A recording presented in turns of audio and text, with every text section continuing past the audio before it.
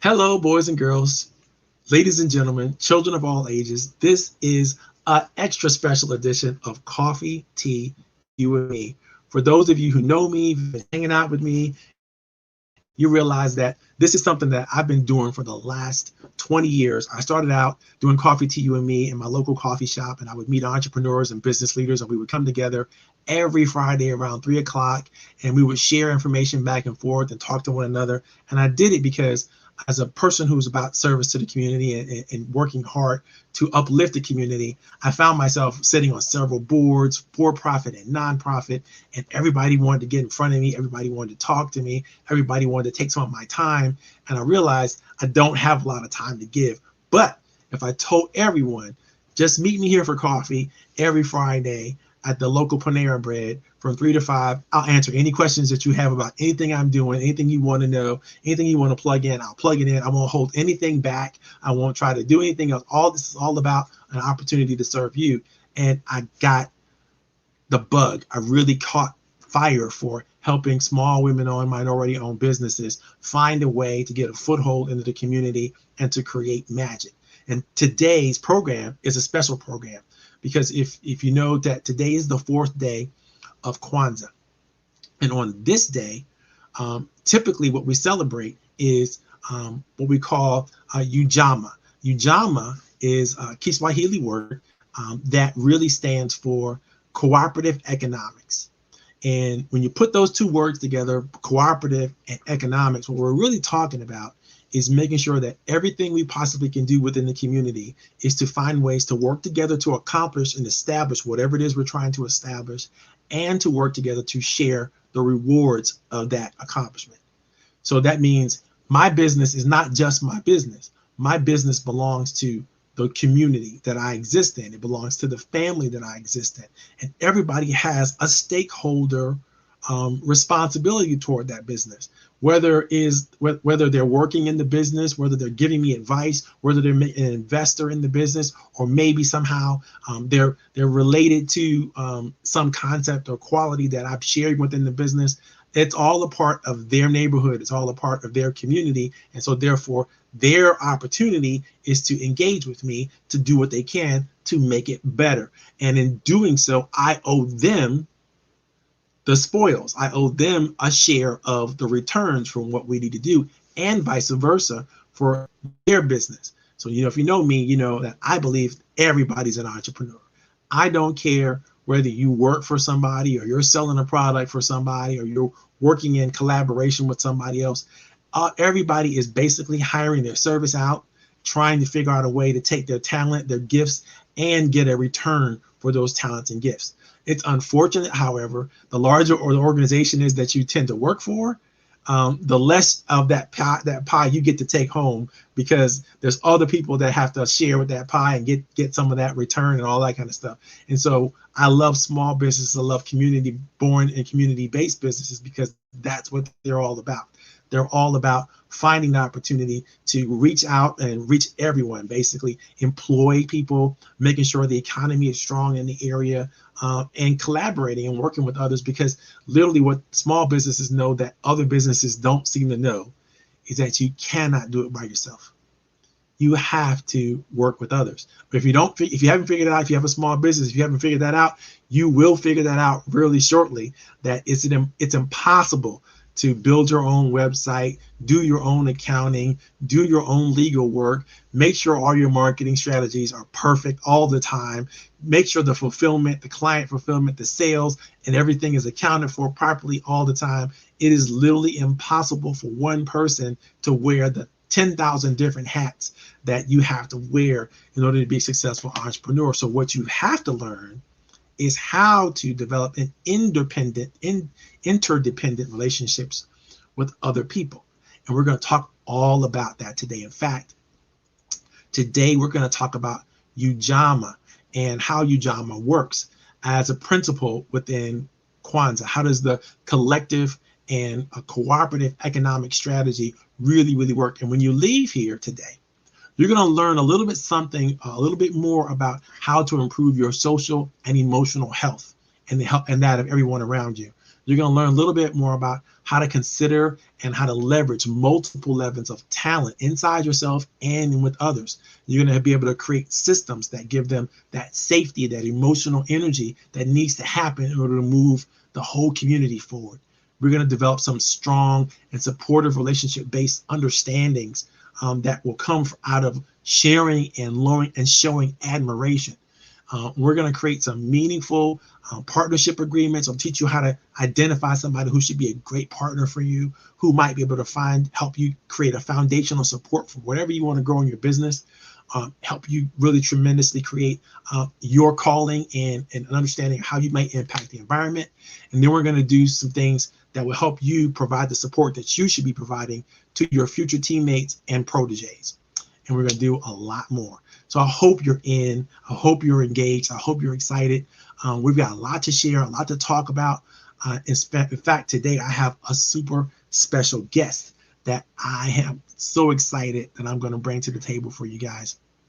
This young lady, I have to tell you, is like, when you think about quality of character, right? There are people who, you might not think are, so suspect, right? But very few people I can say that I meet and instantly I could tell there was something super special about them, something that I just knew was going to lend towards greatness. And I just want to I want to take a seat at the table, right? I want to be a part of that greatness and just sit in the draft of whatever she's about to create.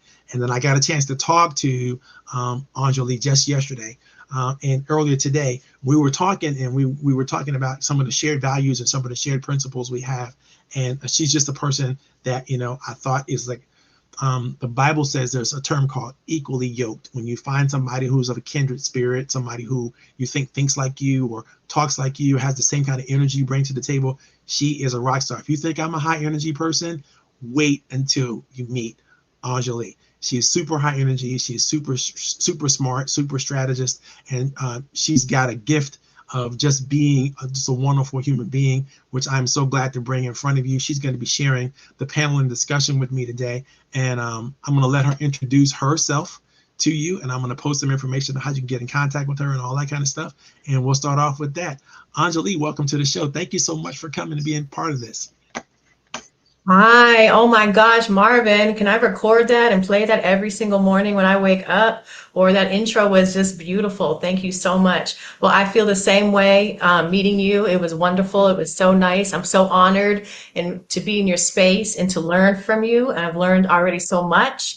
And yes, equally yoked, like attracts like. And that is so wonderful. So I'm Anjali. Hello, hello. And I'm so excited. Right behind me, right here, is this my fabulous, amazing baby. It is an aeroponic tower garden, and I am all over it. I just launched a new business with them. I'm going to paint the whole world white and black. It's all about unity. It's about empowering people, empowering children, empowering people to grow their own produce. It's a game changer. It is a huge game changer. And for those of you who don't have green thumbs, for those of you who live in cold areas, for those of you who want to eat more raw or fresh produce, this is the thing for you. I mean, there is a school in the South Bronx that had a 43% graduation rate. And they have all these tower gardens in their school. All the children plan them, they plant them, they harvest, and they have taken their graduation rate to 93%. Oh, I mean, we're just getting started, and that's just in the South Bronx. So it is so amazing. I'm so excited to be here. I love Marvin. I mean, we're about to create magic, and anyone that wants to come on and create magic too, come on over, because we need you to help us get it out. If you live we're in 25 different countries. So if you're all over the United States, if you're in Canada, if you're in South America, if you like to travel, I mean, come on, bring it over, because it's all about unity. We're going into 2022. I just read an article earlier today that grocery prices are going up. I don't want to hear that. Food is already expensive. So if you want to be empowered, you want to eat healthy, This is an aeroponic tower garden. This, yes, is the same model from the Disney World turned into the home unit. So the technology has been around since the 80s. Oh my gosh, it's been tested. This indoor model right here has lights. I mean, there's no excuse for you to not grow your own produce now. It's so easy. You clean it twice a year. So the low maintenance, monthly payments. Oh, that rhymed. Your children are going to love it. You know, if your kids eat fresh produce when they're younger, you know they're going to grow up to be adults that eat fresh produce. Canned veggies, bless their heart, they don't have no nutrition in them. And so have you ever eaten a mushroom that was canned versus a real mushroom? It is highly different. So I'm just so excited. I have so many ideas and I want to meet you. I want to connect. You know, let's go for it. I mean, I just met recently a diplomat from Haiti, and I went to the Haitian embassy and looked at all this beautiful art, and all we did was talk about art and food, my two favorite things. And so I'm going to be bringing, I'm so excited, these tower gardens to Haiti. So if you want to be a part of a mission like this, where you want kids to eat better, you want to eat better, you want to impact schools in your local community, community centers, nursing homes, we need to do business. We need to talk, because this is a game changer. This is amazing. And it is the gardening of the future. We need to give our soil a break. I don't know about you, but even if you do plant soil and you do have compost and you do give it kisses and you do bless it by the Lord, which is amazing, it's still not the soil of our grandparents. It's depleted. And so let's give it a break, and let's still all do that. Bless it, bless the soil. But let's just focus on right now this amazing tower garden. You can have it at home. What more can I say? Oh my God, thank you so very much. And like Anjali said, that is an amazing product. It's an amazing process. It does so much for our health, so much for our wellness, so much for our mental clarity, to be able to eat whole, good food without the pesticides, without the chemicals, without any of the stuff that could damage us. And she told us, told me a story earlier about a senior care center that had like a couple of these in their garden, in their space. And it's such an amazing thing. Did you think about walking into an elder care center and they're growing their own lavender, and what that must feel like and smell like to them, to be able to have that available to them? I know I'm going to get one for my wife. She's going to be plopping her herb garden in there and everything she possibly can put in there, African violets or whatever she wants to do. And it's going to be something that we're gonna really enjoy. So I highly encourage you to pay attention. Her information, Aunt Julie's information, is right here, and it's right here in front of you. It's in the chat. If you're following us on the chat, if you have any questions for her about anything of that stuff, go right ahead and do that. We're going to do something special real quick before we go into the Ujamaa process. We're going to talk. We're going to ask Anjali a couple quick questions. We're going to go inside the business mind, and so we're going to find out a little bit more about her, what she's all about, what makes her tick, all that kind of good stuff. And the whole goal, guys, is to really get an idea of who she is. You know me. For those of you who know me, I like to lift up entrepreneurs and business leaders and try to find ways for them to communicate more effectively and get their message out to the world. So here we go. Question number one. Anjali, you met me at the round table, and you know what we're all about there. We're all about communication, collaboration, and encouragement. If you really, really look close at those things, I know they're all important to you, but which one do you most closely connect to, and why? Okay, well, I love that question, and I had to choose all of them. They're all mixed together, because think about it. All of them together form the best synergy. Without communication, how do we collaborate with people from different backgrounds from us? How do we set those intentions, right? And so communication is so important. And then when we're encouraging each other, that's a part of communication. And then that fosters like a space of trust and an environment where we want to collaborate, right? So communication, encouragement, and collaboration all are together. I mean, it's really, I know those are separate words, but I really think that it's got to all be together. They all work together. I hear you, but you cheated, and you cheated. So Okay, now, well then you know what? so, so now I'm going to force you to choose one. I would say encouragement, Now, because why is encouragement your favorite one? there's nothing like when someone believes in you. I agree There's nothing wholeheartedly. like that. There's nothing like that. And many times we have a vision and we're the only one to see it. And we Right. don't halfway believe it either. And if you're in your worst state of mind, it feels haunting. But if you're in a really good state of mind, it feels like this is heaven and I can do it. And so it's amazing what one word of encouragement can do for someone's self-esteem, their belief, their next step. And it's so important. And we need encouragement all the way through. You know, just because we're adults now doesn't mean that I don't want someone to be like, oh my gosh, you're amazing. Just like when I was a child, like, why did that have to stop? So I'm gonna go That with encouragement. that is so amazing. And what I love about that is, when we envision the roundtable, we wanted to find a space and hold a space for entrepreneurs to come together on a regular, consistent basis and do exactly that, encourage each other. And we have programs and consistent strategies we put in place to remind each other how important it is to encourage one another and to consistently do it. So those are great things that I think are super special about our organization. I'm so glad you came by to visit us. So when you think about what it is that you do, and I know there's a lot that you do because you have a very entrepreneurial mind and you're all over the place, like many of us are. I know I'm a little bit ADD, but it's like I'm all over the place, right? So, how do you hone in that thing? Is what is that you love most about what you get to do? Oh, the best thing is the people, that I'm offering a real solution, that I Right. get to be a part of someone's journey and their unfolding. I find it so deeply rewarding and so honorable to teach someone else, to mentor them, to believe in them, to help them, and then help them go to the next step and then watch them blossom. You know, I get to be a little part of it. I can be like, I was the first one in the beginning. I shared the message, but really they did it all, you Right. know? And so that's the best part. And that I can help so many different people. I mean, like I told you before, I want everyone to have a seat at the table. And I like to be that table that constantly expands so everyone can get on in their time. But that's my favorite part. That is so cool. And it just reminds me, every time I talk to you, I'm like blown away at your responses and your conversation and your commitment to, just sharing the real truth about so many things with people. And I realized, why is she like that? But then I looked at your LinkedIn profile and realized you have a doctorate in metaphysics. And I thought I Oh. knew what metaphysics was.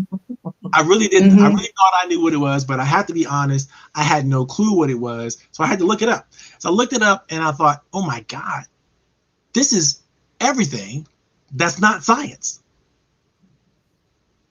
Yes. That's everything. It's so Yes. much an understanding how, it's just so much works and so much of the world works. And to deny that, there's truths out there that our science has just never ever caught up to and probably never will, because of its limitations, is an understanding that there is limitless capacity in so much. And I think being able to study what you study so deeply, so well, that's just it's an incredible gift to give to the universe and to everyone else, which I thoroughly appreciate. I was like, why do I like her? Why do I like her?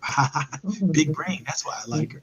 uh, so Yeah, I want to say when I found metaphysics, it was for myself but it was amazing. But now it's like, yeah, the essence of life. Now everyone can, again, more people can come to the table. And for those of you who don't know, meta means beyond physics. So it's physics and spirituality fused together. And yeah, it's all the underlining of personal development and good stuff. It's the study of being. exactly, I love it. I love it. So when you think about the profession you've chosen in terms of the aeroponics right now, I know that's what you're into right now. That's what you're doing. What is driving that? What do you think is really the wind behind your wings when it comes to that process? Personal empowerment and self-reliance. I'm a really resourceful person and I want to teach other people how to do it. You know, we do have coaches and there's people are important and we do need life coaches and therapists and a whole team around us.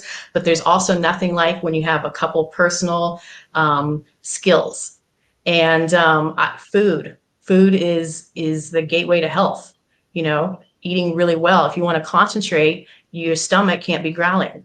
And if you want to concentrate for a long time, you can't eat processed food because there's no nutrients in it. And so this to me feels like a very hands-on, easy, really just hands-on and very simple and efficient way to empower people right away.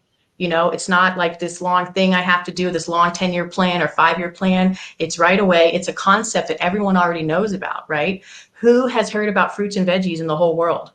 Even if you don't eat them.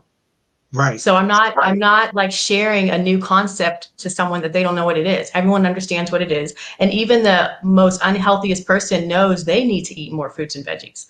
So I love it. I love how compact it is. I love the story about the inventor, of how he created it in the first place. And I love this type of industry because, again, who can eat fruits and veggies? It goes hand in hand with, I want everyone to sit at the table, and I want them to eat good, and I want them to be able to know how to duplicate that forever. So I got to ask you, since you brought it up, you know, the 5-year plan, right? If you looked out 5 years from now and you gave yourself the best chance to be as highly successful, whatever it is you need to accomplish and create and dream and be, what are you going to be, do, and have 5 years from today that you don't? Tell me the vision. Well, I will be just stepping off the yacht, about to get on the plane, and I'm going to be, I would just have celebrated the holidays if it's December. And if I'm in a yacht, then I'm in the south of France. And no, really, it's traveling around and still bringing these tower gardens to, I mean, this is my life's work. This is my soul calling. If you ever felt passionate about something, and I thought I had passion before, this is like, you know, welling up inside of me, my soul calling. So I'm going to be out there opening up new countries, bringing tower gardens to you know, more people, strengthening current relationships. Maybe I'll be in the next generation of the people that have tower gardens. Their children will become 18. You know, I have a couple other businesses that all tie in together, but as long as they all align with my beliefs, yeah, out there. I mean, who knows? In 5 years, with the way that universe is and technology and all the ideas, who knows what new technology is going to be out there? I really want to get into sustainable housing development. I mean, everything that has to do with sustainment and being resourceful and longevity and the broadest path, so more and more people can get on it. That's awesome. That's super awesome. So I'm going to put Anjali backstage for a minute. I'm going to say goodbye as we talk about Kwanzaa, but I'm going to bring her back, and she's going to share in the discussion a little later on. So I'll remind any of you all to have, if you have any questions for me, you have any questions for Anjali, please put that information in the chat. If you're coming from a place, if you're coming from, I don't care where you're coming from, put in your information in the chat. If there's something that you want to share with the listening audience and you want people to know about it, put it in the chat. If I can, I'll give you a shout out, let everybody know. In a minute, I'm actually going to post, you know, the stream itself so that you can figure out how do you come on camera and ask a question if you want to do that. So if you want to ask a question or whatever, you want to come live on, definitely put that in the chat as well. I'll make sure I get you the link, and then you could come on live and you can ask your question and we can answer your question. Fair enough? I hope so. Hope it is. Let's start out with Ujamaa. Ujamaa, cooperative economics. What is it all about? How do we come together? How do we share the workspace? How do we create opportunities together as a community? And how do we all create a joint benefit? Well, it begins with understanding 3 key concepts and principles. And we're going to take a deep dive into these concepts and principles. But I want you to understand first and foremost these 3 concepts and principles. So take out your pen, write them down, come back to them. We're going to talk about them. Here they are. First, principle number 1, you've got to be willing to share the work and the wealth. If you're not willing to share the work and the wealth, cooperative economics is not going to work for you. You have to be willing to share the work and the wealth. Number 2, you have to think about and be energized by economic self-reliance, meaning you, your crew, your team, your community need to figure out ways to really control your destiny, really take it to heart, and own every part of it, own the work, own the opportunity, own the spoils, own it all. And that means, and nobody else can give you what you've already been given. It's yours to take and yours to do, yours to open up through. Then number 3, you have an obligation of generosity.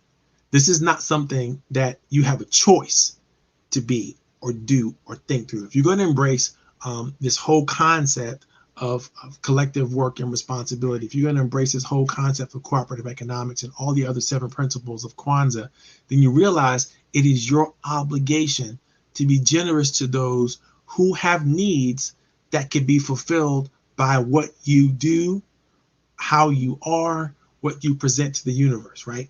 And so when I first started thinking about this, I had the pleasure of being introduced to Kwanzaa by the creator of Kwanzaa. Dr. Maulana Karenga shared year after year with a lot of us who majored in Pan-African Studies at Kent State University, and so many more of us used to sit at his feet. Him and his wife would come and present to us on a regular, consistent basis. At least twice a year, I got a chance to pick this man's brain about all things in terms of what could happen to grow and develop the community. And he shared with me the wisdom of how he started things and why he did the things he did, why Kwanzaa even exists. And it was really to help those who felt like their culture had not been preserved or had not been brought forward, that they needed something they needed to create within themselves that would give them that cultural impact that culture does. And so the first principle that I want to share with you is the shared work and wealth, right? How do you get that? How do you do that? Where does that come from? And when you think about it, it's not just sharing the benefits that you receive with each other, but it's sharing the work that is required to achieve those benefits and sharing that work fairly, right? Asking for people to do what they can do to help create what you need to create in the businesses and in the universe and the society around you. If people did their fair share, people did the things that they used the gifts that they have been given, and you help them to figure out how to use those gifts to produce something that then can actually help benefit and grow the community, then good on you. Oftentimes we think that if we can't hire somebody, that the opportunity's done. And that's not the case. In reality, everybody has something to share. Everybody has a contribution that they can make. The question is, can we help them figure out what their contribution should be? Can we help them discuss that situation in a way that's going to work? When you do this right, what happens is people come together and they develop a sense of self-esteem, a sense of self-concept, a sense of identity and belonging. When you don't do this well, people reject everything that you're doing, everything you're working on. And so it's imperative for leaders, for community leaders, for business leaders, for team members of all types to do a great job of listening, do a great job of communicating to one another and trying to understand what everybody can bring to the table and getting them to bring that to the table and get better and better and better at that on a regular, consistent basis, whatever it is. Some people have a lot of time they can give. Some people have a lot of talent they can give. Some people have a lot of money that they could give. And again, all of that's a contribution. And anybody who makes that contribution should be respected enough to also get a fair share of the profit, a fair share of the benefits that are happening. Now let's talk about economic self-reliance. And I'll just quote Dr. Karenga himself. Ujamaa also stresses that self-reliance in the building, in the strengthening and the controlling of the economics of our own community, that is what it's all about. If you look at the economics of your community, who's doing the hiring, who's doing the work that benefits the community? Is it coming from outside the community? What can the community do to bring itself back to its own self-reliance? How can you do that, right? It's important to keep a tight rein on the resources of your own community. What are your community's resources? How many times have you done an assessment of the talent that's just around you? Who's got some extra time on their hands that they might be able to use for the benefit of whatever you want to do? Who's got some extra money that they might be able to invest and make sure that the websites are working right there where they were supposed to work, or they're making sure that everything, kind of works better. There's all kinds of opportunities if you don't think of people as a monolith. If you think of people as a multi-varying gift that the universe has given you, then the question you have to ask is, how are you going to use that gift? How are you going to work together to collaborate, to communicate, to encourage one another, and create a better sense of strategy, of technology, of strength, right? It's very, very important. When you do this well, everybody gets held to a higher level of value and contribution. Everybody gets to know they did something. They created something. They were a part of the creation and the productivity that empowered the community in a way that's going to make the community better than it was yesterday. Better today than it was yesterday. That's all. That's a thought process. That's an energy that you just kind of have to embrace. We all have talent. We all have resources. We all have an opportunity to work for the shared benefit of others and the entire community, as well as ourselves. I mean, it's not like we should leave ourselves out, but we also have to we can't just think this, it's not me first and me forever, right? It's me first and the community first. Everybody has to participate, and it has to be something that's a collective thought, or we're not thinking cooperatively. We're not processing cooperatively. We're doing everything selfishly, and then we're dictating to others what they must do. That doesn't work. And it's just always better to think about what you can do to create a wellness and a strategy amongst the community. The last principle that we're going to talk about in Ujamaa is about the obligation to generosity. Dr. Karenga says, inherent in Ujamaa as well is the stress and obligation of generosity, especially to the poor and the vulnerable. So if you're truly thinking how you can collaborate, how you can communicate, how you can effectively share what you have with others, you're thinking about those who cannot, those who don't have advantage, those who don't have opportunity, those who don't even feel like they can do the things that you maybe that they can do, but they're not ready to accept or express that yet. It's our responsibility to be generous, to help them open up their eyes to opportunity, to help them engage in the community in a meaningful, positive way, and then to share the wealth of that so that they don't need, and they're not stuck in those lower needs, and not stuck in looking for opportunities for food, for shelter, for clothing, and to be a human being fully engaged in whatever the community is doing to move themselves forward. There's a song that I'd like to share with you, and this is from one of my favorite writers named Mr. Curtis Mayfield. He wrote this song, I think in 1976 or so, but the song is "We Are a Winner." And it was performed by the Impressions originally, so it probably happened before 76, probably about 71, 72. But here is sort of the words of the song. And he wrote this song to empower the communities that he thought would love to hear it. And here's the lyrics. I just want to share the lyrics with you. We are a winner, and never let anybody say, boy, you can't make it, because a feeble mind is in your way. No more tears do we cry, and we have finally dried our eyes, and we're moving on up. Moving on up. Lord have mercy, we're moving on up. We're living proof, it's all alert, that we're too from the good black earth, and we're a winner, and everybody knows it too. We'll just keep on pushing, like your leaders tell you to. At last, the blessed day has come, and I don't care where you come from. We're all moving on up. Lord have mercy, we're moving on up. Hey, hey, we're moving on up. I don't mind leaving here to show the world we have no fear, because we're a winner, and everyone knows it too. We'll just keep on pushing, like your leaders tell you to. At last, that blessed day has come, and I don't care where you come from. We're just going to move on up. I love the lyrics to this song because the song reminds me of what a people together can do, what a community together can do and create.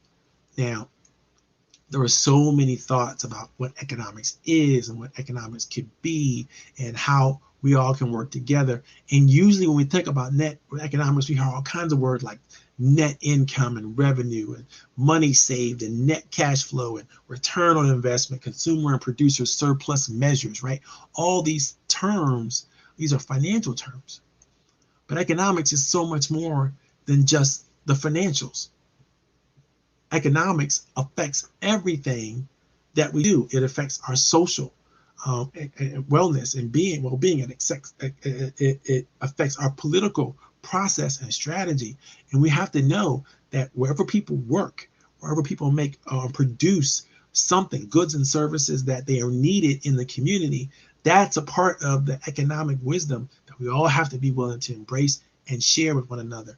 And when one of us is falling behind, we really shouldn't think that, for some reason we should leave them behind, because it's our responsibility, it's our obligation to generosity to help share and create them. There are 10 practices that I've written in this strategy that I got directly from the Bible. I'm going to read them to you real quick, but I'm not going to go into detail. Practice number 1, you need to develop higher thoughts. You need to really, really think higher about what you're doing, what you're accomplishing, than just what you want and what you need, right? Number 2, you have to keep that unity of faith. You have to really, really have faith in your fellow man, that there's potential and there's a light in each one of us, and that light can be flicked on. All you got to do is reach a little deeper, listen a little harder, find a way to help them see the greatness in themselves, and then turn that light around on them so they can see themselves shining in the spotlight. All you got to do is do that, and you'll find that there's so many reasons to be faithful about each other and to have each other's back in that way. Is that way. Number 3, seek total agreement first. Before you do anything, make sure that somebody is all in. Before you agree that we're going to try to this and we're going to go blah, blah, blah, whatever it is you're going to do, make sure there's total agreement. That's really, really important, because if it's not total agreement, if it's any level of unreadiness, you got to fix it before you get started. Because if you get started and there's that, no one's going to be willing to give their all to it. So you have to have that total agreement. Catch that spirit. Make sure that you have understood the spirit of togetherness, the spirit of willingness, the spirit of openness and creativity. If you do all this together and you do this well, then you're going to fall in love with your community. You're going to fall in love with the people around you. You're going to fall in love with the entrepreneurs, the business leaders, the worker bees, everybody that is going to be working and work well together. Number 5, build better together. You're always going to be stronger together. If you know that, if you know that, even at the back of your mind, you really sense that you can't do things by yourself, you should be doing it with other people, then stop playing around with it and just go for it. Invite people in, make sure they have what they need to be successful, and make sure you have what you need to be successful, and keep things moving together. You're going to enjoy the win much better when you do that. When you'll build better together. You'll be stronger. Number 6, practice altruistic togetherness. We need each other. That's just a fact. It's a social fact of humankind. If you can't understand that we need somebody to pass on that smile. We need somebody to give us a pat on the back. We need somebody to encourage us. We need to do that on a regular, consistent basis for one another, because that's what gives us value and meaning and purpose and significance in this world. And if we don't have it, then we're gonna have a problem, right? Number 7, get it straight and keep it straight. Be orderly, be disciplined, have a process, have a strategy, one that you can articulate and explain and invite people into. If you can't do that, then you have chaos. And when you invite people into it, they're going to see that this is a mess. We don't know what to do with this, and they're not going to be happy. They're going to be disappointed, because they're going to feel like some things are wrong. They got duped. They got brought into a strategy or technology or technique that doesn't work. Number 8, lift each other up consistently, regularly. Always find ways to give each other what we need to support and create a better opportunity for one another. If you do that well, then again, your life is going to be golden. Number 9, share your blessing freely. Again, back to that cultural generosity. We have all been given a great amount of opportunity, a great amount of something, whatever it is, whatever your talents are, whatever your gifts are, whatever your time is, whatever resources you have. Figure out what it is you have that you can share, and then figure out somebody who really needs it and will appreciate it, and then give it. Just do it. Share it freely. Don't worry about what's going to come back to you. I promise you, the universe will work together for you, and everything will come back for your good. Number 10, practice we see. This is my favorite of all the 10 principles I got straight out of the Bible, but I'll share this document with you as you want to. But if you understand how to see things, not just through your eyes, but through everybody's eyes, sort of the way God sees things, right? you're going to have an opportunity to empathize, an opportunity to appreciate one another and other people in a way that others don't, because they're not paying attention. There's a reason why I said it that way, because a lot of people don't pay attention. Attention is a gift you give to other people. And if you do it well, they're going to sense it, they're going to feel it, they're going to understand it, they're going to be about it, it's going to work well.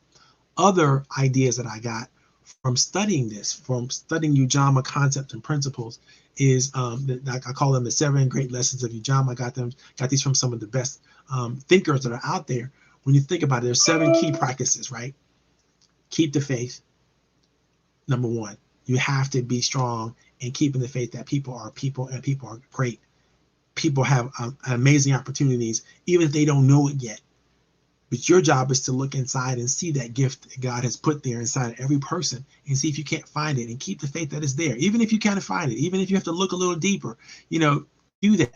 Number 2, people are magnificent. It is so true. I got this one from, just a quick thought that Bill Clinton shared once. He said, we all do better when we work together. Our differences do matter, but our common humanity matters more.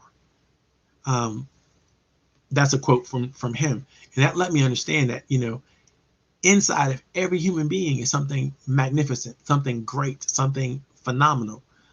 We have to be willing, though, to find it. We have to be willing to see it. We have to be willing to look for it. And instead of just, assuming it is, find out what it is specifically in every person that you get a chance to connect with, communicate, and talk to. When you can do that and you see that greatness inside of themselves, they'll start to see that greatness inside of them. And you'll start to relate to that greatness inside of them more so than you relate to the things that they maybe not do so well. Or maybe they don't maybe misunderstood or miscommunicated or did something that, was, not altogether good, right? But if you find that greatness inside of them anyway, you're going to be able to celebrate and honor them for that. And that, the better you get at looking at that and seeing that in other people, the better you're going to get at doing it. And it's going to be really, really good for you, because you're going to be able to see positivity all around you. Don't be the lone stranger. Again, refuse to do it by yourself. Refuse to do it all alone. There's always somebody who can learn something from what you're doing. There's always something who can appreciate what you're doing, but you have to be willing to look at what they're doing and see it. You have to be willing to make the sacrifice. Make the sacrifice of time, talent, and treasure on the behalf of somebody else. Albert Einstein says, strange is our situation here upon earth. Each of us comes from a short visit, not knowing why, yet sometimes seeming to a divine purpose. From the standpoint of daily life, however, there is one thing we do know, that we are here for the sake of other men, above all, for those upon whom smile and well-being our own happiness depends, for the countless unknown souls with whose fate we are connected by a bond of sympathy. This is important.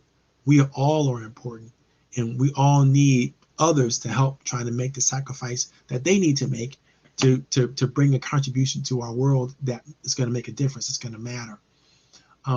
Dig for admiration.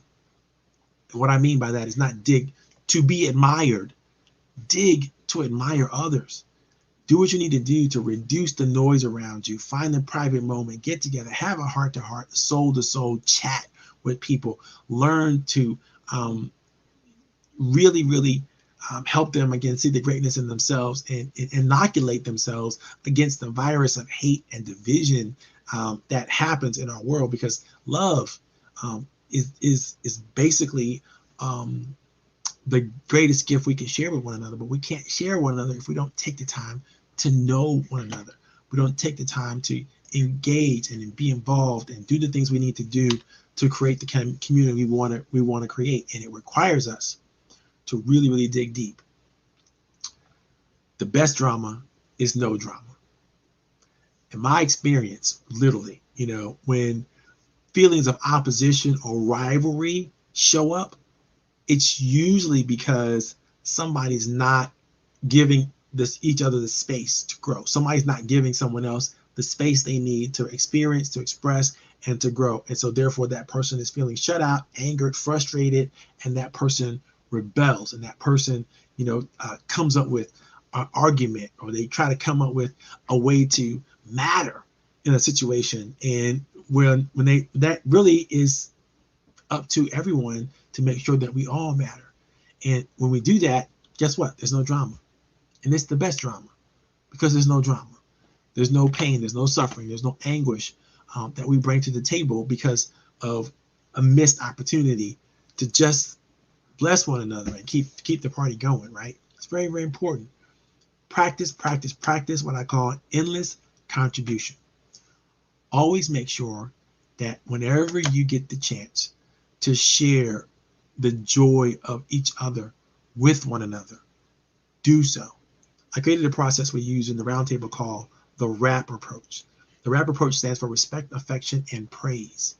It is an opportunity for us to come together every single week and encourage one another and share with one another and be together, literally in a sense. That's an intimate sense of that. So that's why I didn't use the word appreciation. I used the word affection because it matters so much when we can share these things together. We can do these things together. And as entrepreneurs, I tell you what, that's one of the loneliest things you could do is to be in business for yourself, by yourself, with yourself. It's a lonely game, and there's nobody there to tell you, it's going to be all right. Tomorrow's going to come. Just breathe, whatever it is that takes you, relax, whatever they have to tell you. And it's hard for you to hear it even when you do get it because you're in that moment that you're in. And so what we try to do at the roundtable is let people just see each other, let people just breathe, let people just be in the same space, even virtually. And it always works. People do feel much better as a result of it, and it's so much fun. Okay, so we're gonna throw some questions around, and we're gonna beat it up. We're gonna chop it up with Miss Anjali.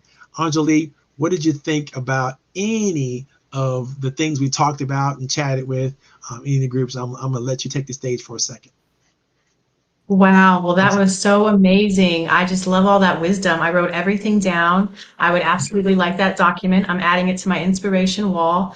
And my favorite was, well, gosh, I mean, these things are so beautiful. Which one to choose? Number 2 on the 10 practices. I love that, having the unity of faith and seeing that light, believing that the light exists. I agree wholeheartedly. Even if they don't know it exists, Right. it does.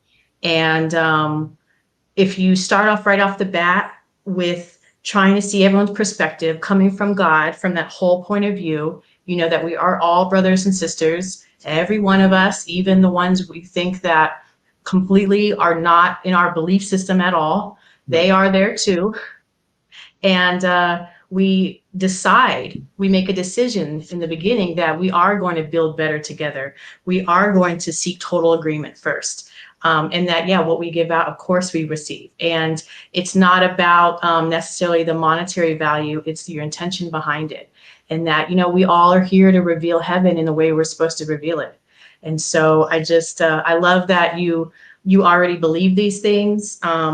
I bet looking them up in the Bible where it was easy for you because you already believed them.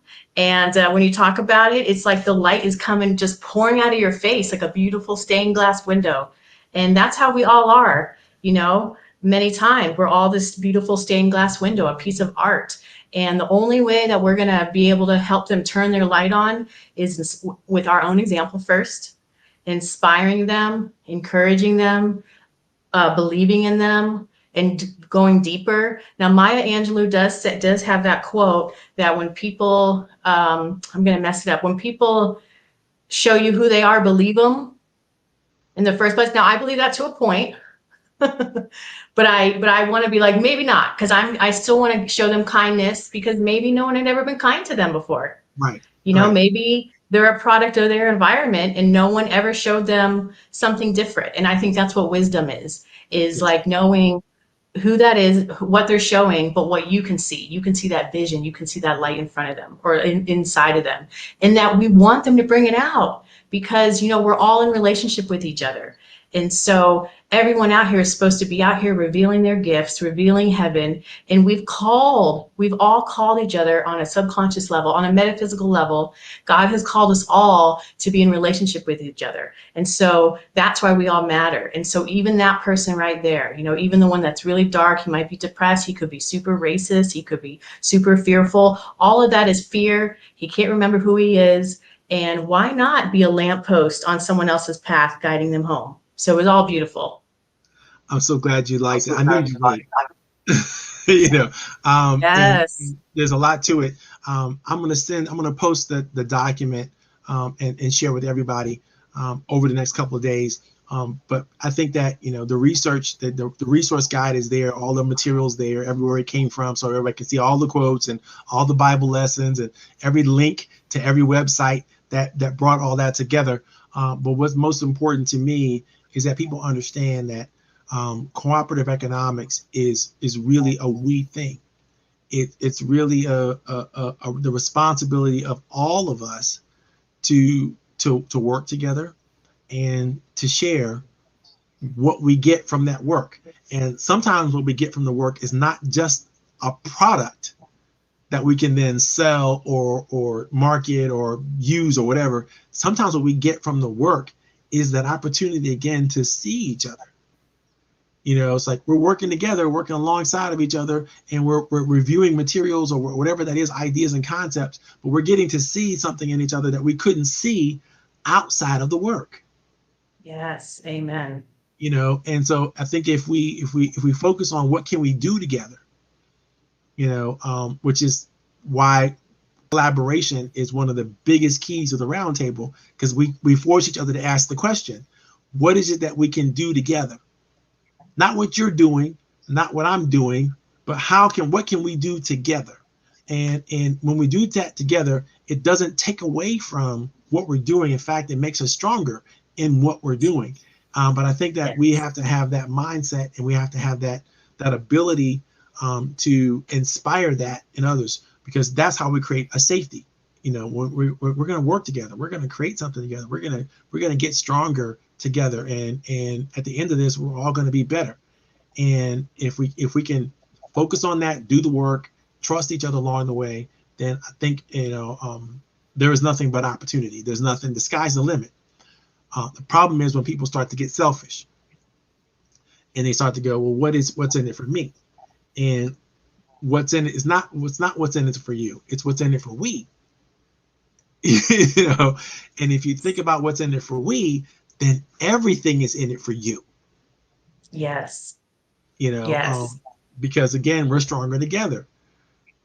I did a training about this a couple weeks ago, and what I began to understand from all the research that I was doing is that people tend to not understand that when they work together collectively, their capacity is literally endless. But when you work by yourself, then you're limited to what you can do. But when you work with Yes. others, your capacity to produce, to create, to be is endless. So you want to know Yes. how you can, people want to know, how can I do great things? Well, work well with other people. That's how you can do great things. Other than that, you can't be great. You can only be good. You can be the best you can be. But if you want to be better than you can be, you got to work with other people, because that's the only way to do it. And so if you think about that, this whole cooperative economics makes sense, because you start to realize that, oh, wow, okay, yes, I am my brother's keeper. I'm responsible for everyone around me, and everyone around me is responsible for me. And so, yes, I should be able to lean on them, and I should be able to, you know, work together to figure out when I'm down. Like, I should be able to look to my neighbors, my friends, my associates, and go, you know, this didn't work the way I wanted it to work. I'm not sure what happened, and they should be able to help me come up with a better idea or a better way to go at it. You know, to me, that's what the cooperative is all about. So anyhow, I'm going to close that down. That's what Kwanzaa, when I used to work with Dr. Karenga all the time and talk to him all the time, you know, that's the spirit that he brought to the moment every time we had a chance to share with one another. And it was just an amazing gift. I'm so glad I had a chance to experience it. So in this way, I'm passing it on to everybody else. For those of you who are watching, you can catch this on Facebook, you can catch this on LinkedIn, you can catch this on YouTube. It is being recorded, so you can see the back episodes. If you tuned in late, you can always go back and see it again. Don't worry about that. We're going to shut this party down. Anjali, if you have anything you want to add to this, go right ahead. I don't think we have anybody just asking any questions, so we're just going to By the way, if you have a question and the show is over, don't worry about it. Ask the question in the chat. We'll see it, we'll get to it, and we'll get back to you.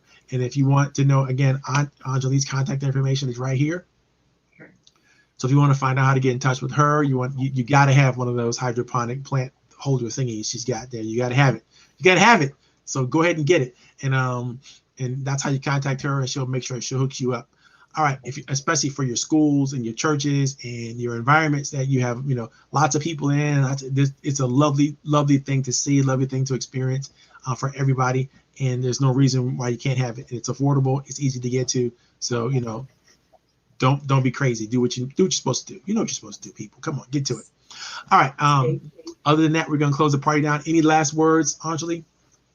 I just want to say thank you so much. It was so wonderful to meet. It's been wonderful meeting you. Thank you for taking the time and having me as your speaker. I really appreciate it. I can't wait to get to know you better. I love your coaching. I love that you're passionate. I trust you, and I'm just really appreciative of you. So thank you.